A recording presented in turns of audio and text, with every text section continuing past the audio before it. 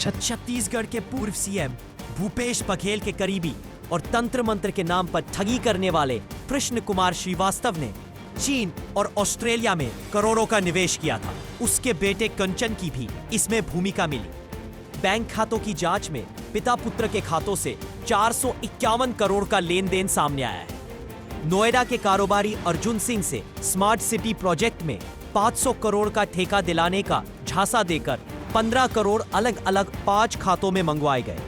लेकिन काम नहीं होने के बाद पिता पुत्र ने कारोबारी अर्जुन को कुछ पैसे वापस किए, लेकिन बाकी के लिए टाल मटोल करने लगे, जिसके बाद अर्जुन ने दोनों के खिलाफ शिकायत कर दी। एफआईआर दर्ज होने के बाद दोनों नागपुर और फिर दिल्ली भाग गए, जिसमें युवा कांग्रेसी नेता आशीष शिंदे की मदद का आरोप है। बाद में केके को भोपाल से गिरफ्तार किया गया। चार्जशीट में मनी लॉन्ड्रिंग और महादेव सट्टा बुक से जुड़े एंगल शामिल हैं। ईडी और सीबीआई मामले की जांच कर रहे हैं। अब तक 120 से अधिक लोगों के बयान लिए जा चुके हैं।